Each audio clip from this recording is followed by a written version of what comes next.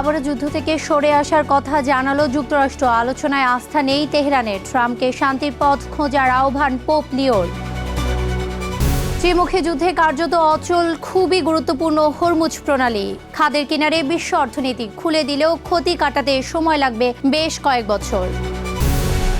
ইরানে ইসলামিক বিপ্লবী গার্ড বাহিনীকে সন্ত্রাসী সংগঠন হিসেবে ঘোষণা আর্জেন্টিনার। 2019 সালে বিশ্বের প্রথম ঘোষণা দেয় যুক্তরাষ্ট্র।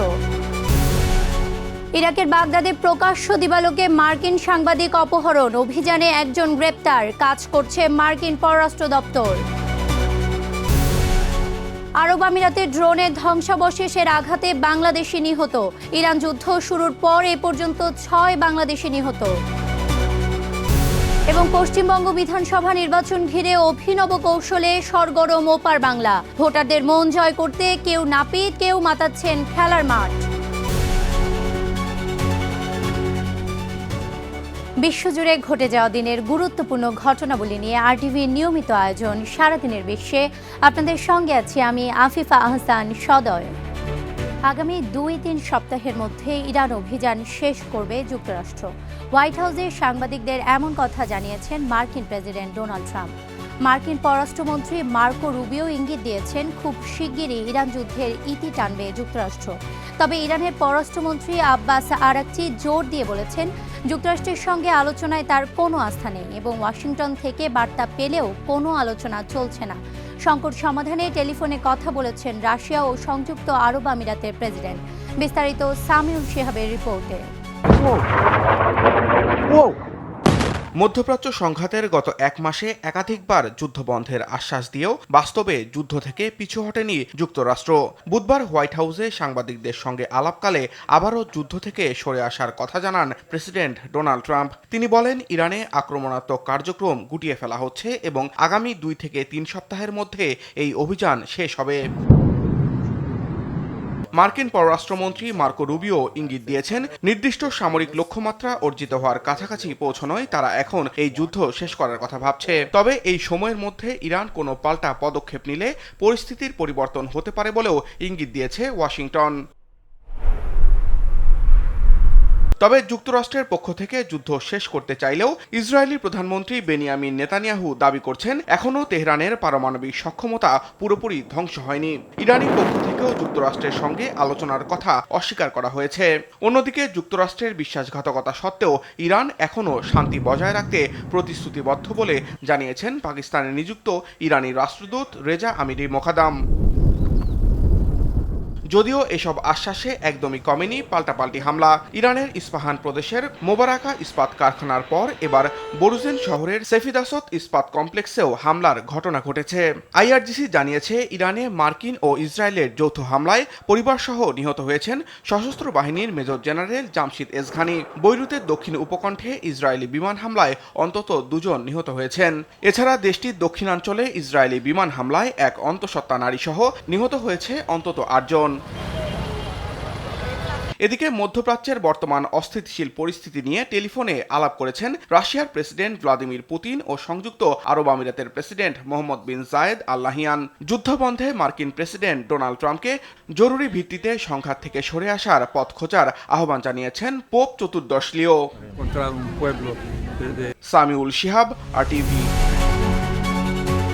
ইরান, ইসরায়েল ও যুক্তরাষ্ট্রের উত্তেজনার জেরে কার্যত অচল বিশ্বের অন্যতম গুরুত্বপূর্ণ সমুদ্রপথ হরমুজ প্রণালী।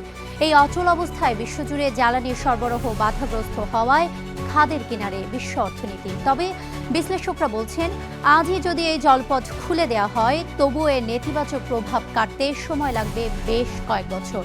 বিশেষ করে বিমা মাশুল বৃদ্ধি ও নিরাপত্তার অনিশ্চয়তা বদলে দিচ্ছে বৈশ্বিক শিপিং বাণিজ্যের গতিপথ। বিস্তারিত ইমতিয়াজ আহমেদের রিপোর্টে।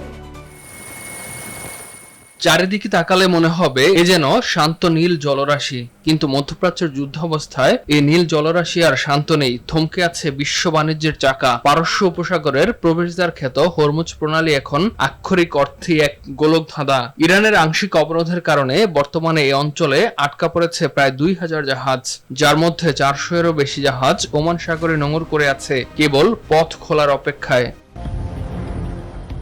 বিশ্বের মোট অপরিশোধিত তেল ও এলএনজি সরবরাহের 20% পার হয় এই সরু পথ দিয়ে। কিন্তু গত 28 ফেব্রুয়ারি শুরু হওয়া পাল্টাপাল্টি হামলার জেরে এ রুট এখন নরককুণ্ড। বিকল্প হিসেবে জাহাজগুলো সুয়েজ খাল কিংবা আফ্রিকার উত্তমাশা অন্তরীপ দিয়ে দীর্ঘ পথ পাড়ি দিচ্ছে। এতে যেমন সময় লাগছে, তেমনি পাল্লা দিয়ে বাড়ছে পরিবহন খরচ। বিশ্লেষকরা বলছেন, যুদ্ধ থেমে যাওয়া মানেই পণ্য পরিবহন ও ব্যবস্থাপনার যুদ্ধ শেষ হওয়া নয়। যখনই এই পথ খুলবে, শত শত জাহাজ একসঙ্গে বন্দরে ভিড়তে চাইবে। এই বিশাল জট সামলাতে এবং সরবরাহ ব্যবস্থা স্বাভাবিক করতে মাসের পর মাস সময় লেগে যাবে। ক্ষতি কেবল জাহাজ চলাচলেই সীমাবদ্ধ নয়। আন্তর্জাতিক জ্বালানি সংস্থার মতে, যুদ্ধের কারণে মধ্যপ্রাচ্যের প্রায় 40টি জ্বালানি অবকাঠামো মারাত্মকভাবে ক্ষতিগ্রস্ত হয়েছে। কাতার এনার্জি এবং কুয়েত পেট্রোলিয়ামের মতো জায়ান্টরা ইতিমধ্যে উৎপাদন সংকটের ঘোষণা দিয়েছে। ফলে জ্বালানি তেলের বাজারে অস্থিরতা এখন আকাশচুম্বী। শিপিং কোম্পানিগুলোর জন্য বড় মাথাব্যথার কারণ হয়ে দাঁড়িয়েছে নিরাপত্তা ও বীমা। গত কয়েক সপ্তাহে 18টিরও বেশি জাহাজে হামলা হয়েছে। ফলে যুদ্ধের ঝুঁকি মোকাবিলায় বীমা প্রিমিয়াম বেড়েছে 300% পর্যন্ত। সংশ্লিষ্টরা বলছেন, নিরাপত্তার 100% নিশ্চয়তা না পাওয়া পর্যন্ত বিশ্বস্ততা ফিরবে না এ রুটে। জাহাজ চালকদের আস্থা ফেরাতে বছরের পর বছর সময় লাগতে পারে। কেবল হুমকির মাধ্যমেই এখন শিপিং বাণিজ্য নিয়ন্ত্রণ করার সক্ষমতা অর্জন করেছে ইরান, যা মুক্ত বাণিজ্যের জন্য বড় এক বাধা। কোভিড যেমন সাপ্লাই চেইনকে চীন থেকে সরিয়ে নিতে বাধ্য করেছিল, মধ্যপ্রাচ্যের চলমান এই যুদ্ধ তেমনি হরমুজ প্রণালীর বিকল্প খুঁজতে বাধ্য করছে বিশ্বকে। ভূ রাজনৈতিক অনিশ্চয়তা হয়তো চিরতরে বদলে দিচ্ছে বৈশ্বিক নৌবাণিজ্যের মানচিত্র, যেখানে ঝুঁকি এড়াতে দীর্ঘ ও ব্যয়বহুল পথই হয়ে উঠছে আগামীর নতুন বাস্তবতা। ইমতিয়াজ আহমেদ, RTV। মধ্যপ্রাচ্য সংঘাতের উত্তেজনার মাঝেই ইরানের ইসলামিক বিপ্লবী গার্ড বাহিনীকে সন্ত্রাসী সংগঠন হিসেবে ঘোষণা দিয়েছে আর্জেন্টিনা। বুধবার দেশটির প্রেসিডেন্টের দপ্তর থেকে প্রকাশ করা এক বিবৃতিতে এই তথ্য জানানো হয়েছে। 1994 সালে আর্জেন্টিনার রাজধানী বুয়েন্স আয়ার্সের একটি ইহুদি কেন্দ্রে হামলা চালায় লেবাননের সশস্ত্র গোষ্ঠী হিজবুল্লাহ। এতে 85 জন নিহত ও কয়েকশো মানুষ আহত হয়। 32 বছর আগে ওই সহিংসতায় IRGC হিজবুল্লাহকে সহায়তা করে এমন কারণ দেখিয়ে তাদের সন্ত্রাসী সংগঠনের ঘোষণা দিয়েছে আর্জেন্টিনা। এর আগে 2019 সালে বিশ্বের প্রথম দেশ হিসেবে ইরানের বিপ্লবী গার্ডকে বিদেশি সন্ত্রাসী সংগঠন হিসেবে ঘোষণা দেয় যুক্তরাষ্ট্র। এরপর কানাডা, অস্ট্রেলিয়া ও ইউরোপীয় ইউনিয়নের পর সবশেষ আর্জেন্টিনায় IRGC-কে সন্ত্রাসী সংগঠনের তকমা দিল। ইরাকের বাগদাদে প্রকাশ্য দিবালোকে এক মার্কিন সাংবাদিককে অপহরণ করেছে ইরানি মদতপুষ্ট সশস্ত্র গোষ্ঠী। পুরস্কার জয়ী এই ফ্রিল্যান্সার সাংবাদিকের নাম শেলি কিটেলসন। স্থানীয় সময় মঙ্গলবার বিকেলে শহরের একটি ব্যস্ত রাস্তা থেকে দুটি গাড়ি বহরে করে তাকে তুলে নিয়ে যায়। ঘটনার পরপরই তাকে উদ্ধারে অভিযান শুরু করে ইরাকি নিরাপত্তা বাহিনী। ধাওয়ায় অপহরণকারীদের একটি গাড়ি উল্টে গেলে এক সন্দেহভাজনকে গ্রেপ্তার করে পুলিশ। তবে কিটেলসনকে সেই গাড়িতে পাওয়া যায়নি। বর্তমানে তার সন্ধানে এবং বাকি অপরাধীদের ধরতে পূর্ব বাগদাদে তল্লাশি অভিযান চলছে। ট্রাম্প প্রশাসন থেকেও জানানো হয়েছে অবিলম্বে কেলিকে মুক্ত করতে কাজ করছে মার্কিন পররাষ্ট্র দপ্তর। রাশিয়ায় সামরিক বিমান বিধ্বস্ত হয়ে নিহত হয়েছে অন্তত 29 জন। রুশ প্রতিরক্ষা মন্ত্রণালয় জানায়, বিমানটি পূর্ব নির্ধারিত ফ্লাইট অনুযায়ী উঠছিল। কৃষ্ণ সাগরের কাছে ক্রিমিয়ার একটি পাহাড়ের চূড়ায় এসে তা বিধ্বস্ত হয়। মস্কো সময় 31 মার্চ রাত 8টার দিকে AN-26 সামরিক পরিবহন বিমানটি রাডার থেকে নিখোঁজ হয়ে যায়। প্রাথমিক তদন্তে প্রযুক্তিগত ত্রুটির কারণে বিমানটি বিধ্বস্ত হওয়ার খবর জানায় বার্তা সংস্থা RIA। AN-26 সামরিক পরিবহন বিমানটি 1960-এর দশক থেকে চলছে। এর আগে এ মডেলের একাধিক বিমান বিধ্বস্ত হয়। সংযুক্ত আরব আমিরাতের ফুজাইরা শহরে ধ্বংস করা একটি ড্রোনের ধ্বংসাবশেষের আঘাতে এক বাংলাদেশি নিহত হয়েছেন। বুধবার সকালে আল রিফা এলাকার একটি খামারে এই দুর্ঘটনাটি ঘটে। দেশটির রাষ্ট্রীয় সংবাদ সংস্থা WAM সামাজিক যোগাযোগ মাধ্যম X-এ এ তথ্য দিয়েছে। ফুজাইরার স্থানীয় কর্তৃপক্ষ জানিয়েছে, তারা আল রিফা এলাকার ওই খামারে ঘটে যাওয়া এই অনাকাঙ্ক্ষিত পরিস্থিতি মোকাবেলা করছে এবং ড্রোনের ধ্বংসাবশেষ পতনের ফলেই ওই বাংলাদেশি ব্যক্তির মৃত্যু হয়েছে। ইরান যুদ্ধ শুরু হওয়ার পর থেকে এ নিয়ে 6 জন বাংলাদেশি নিহতের খবর পাওয়া গেল। তারা আমিরাত সহ বাহরাইন, কুয়েত, সৌদি আরবে প্রাণ হারিয়েছেন। ডাকযোগে ভোট বা মেইল ইন ভোটিং আরও কঠোর করার লক্ষ্যে এক নির্বাহী আদেশে স্বাক্ষর করেছেন যুক্তরাষ্ট্রের প্রেসিডেন্ট ডোনাল্ড ট্রাম্প। এই আদেশে বলা হয়েছে, ফেডারেল ডেটা ব্যবহার করে প্রতিটি অঙ্গরাজ্যে ভোট দেওয়ার যোগ্য মার্কিন নাগরিকদের তালিকা প্রস্তুত করতে হবে। পাশাপাশি শুধুমাত্র অনুমোদিত ভোটার তালিকায় থাকা ব্যক্তিদের কাছেই অনুপস্থিত ব্যালট পাঠানোর নির্দেশ দেওয়া হয়েছে। এছাড়া প্রতিটি ব্যালটের জন্য ইউনিক ট্র্যাকিং বারকোড সহ নিরাপদ খাম ব্যবহারের বাধ্যবাধকতা আরোপ করা হয়েছে। তাৎক্ষণিক প্রক্রিয়ায় আইনি চ্যালেঞ্জের হুমকি দিয়েছে ভোটাধিকার সংগঠন ও ডেমোক্র্যাট নেতারা। তবে সমালোচকরা বলছেন, রাজ্যভিত্তিক নির্বাচন ব্যবস্থায় ফেডারেল হস্তক্ষেপ সংবিধান বিরোধী এবং আদালতে টিকবে না। ইতিমধ্যে এই আদেশের বিরুদ্ধে তারা আদালতে লড়াই করবেন বলে জানিয়েছেন ক্যালিফোর্নিয়ার গভর্নর গ্যাভিন নিউসম। 2020 সালের নির্বাচনে পরাজয়ের পর থেকেই ডাকযোগে ভোটে জালিয়াতির অভিযোগ তুলেছেন ট্রাম্প। পশ্চিমবঙ্গ বিধানসভা নির্বাচনের কথা শুনলেই চোখের সামনে ভেসে ওঠে স্লোগান, মিছিল আর দেয়াল লিখনের ছবি। কিন্তু এবারের লড়াইয়ে শুধু কথার ফুলঝুরি নয়, রাজনীতির মাঠ হয়ে উঠেছে এক রঙিন পারফরমেন্সের মঞ্চ। কেউ রাস্তার ধারে বসে নাপিত সেজে দাড়ি কামিয়ে দিচ্ছেন, কেউ বা চপ ভাজছেন গরম তেলে। ভোটারদের মন জয় করতে কেউ হাতে তুলে নিচ্ছেন বিশাল কাতলা মাছ, আবার কেউ ক্রিকেট বা ব্যাডমিন্টনের মাঠ মাতাচ্ছেন। প্রচারের এই বিচিত্র সব স্ট্যান্ড আর অভিনব কৌশলে সরগরম ওপার বাংলার পাড়া মহল্লা। ভোটের ময়দান নাকি বিনোদনের মঞ্চ?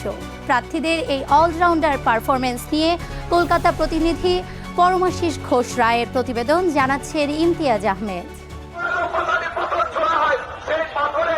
ভারতের পশ্চিমবঙ্গ বিধানসভা নির্বাচন যতই এগোচ্ছে ততই জমে উঠছে প্রার্থীদের স্ট্যান্ডবাজি আর প্রচারণা। সকাল থেকে বাড়ি বাড়ি গিয়ে প্রচারণা আর মিছিল মিটিং তো আছেই, ভোটারদের কাছে টানতে যোগ হয়েছে অভিনব সব কৌশল। অবশ্যই অভিনয় করা আমার পেশা, কিন্তু এখন মানুষের জন্য কাজ করা আমার নেশা। কোথাও প্রার্থী নিজেই চপ ভাজছেন, কোথাও দাড়ি কামিয়ে দিচ্ছেন সাধারণ মানুষদের, আবার কেউ ক্রিকেট ব্যাট হাতে মাঠে নেমে পড়ছেন, কেউ আবার বিশাল কাতলা মাছ হাতে বাজারে বাজারে ঘুরে ভোট চাইছেন। আমি বলছি মাছ পাঠিয়ে দেবো আমরা কংগ্রেসের প্রার্থী। বীরভূমের দুবরাজপুরের তৃণমূল প্রার্থী নরেশ চন্দ্র বাউরি হাড়ি ফাটানো খেলায় অংশ নিয়ে বার্তা দিচ্ছেন রাজনৈতিক লড়াইয়ের।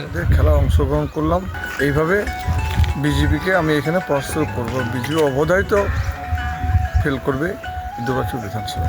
অন্যদিকে পথের ধারে নাপিত সেজে দাড়ি কেটে দিচ্ছেন বিজেপি প্রার্থী। মানুষ আলোর দিশারিতে আসতে চায়, আর আলো দেখানোর কাজ ভারতীয় জনতা পার্টি করবে। কোনো প্রার্থীকে ব্যাট হাতে দেখা যাচ্ছে, আবার চপ ভেজে নজর কেড়েছেন অনেক প্রার্থী। কোথাও রান্নাঘরে ঢুকে রুটি বেলা, কোথাও মুরগির মাংস রান্না করা, সবই ভোটারদের মন জয়ের প্রচেষ্টা। এমনকি ব্যাডমিন্টন খেলা থেকে ঢাক বাজানো কিছুই বাদ যায়নি প্রচারণায়।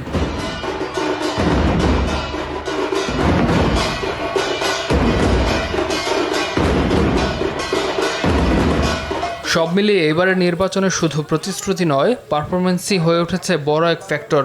ভোটের ময়দান এখন যেন এক লাইভ শো, যেখানে প্রতিটি মুহূর্তে থাকছে চমক। লক্ষ্য একটাই, ভোটারদের মন জয় করা। ইমতিয়াজ আহমেদ, RTV। ইতালিকে বিদায় করে বিশ্বকাপের মূল পর্বে খেলার উল্লাসে মেতেছে বসনিয়া। তাতে টানা তৃতীয়বার বিশ্বকাপে খেলার যোগ্যতা অর্জনে ব্যর্থ আজুরিরা।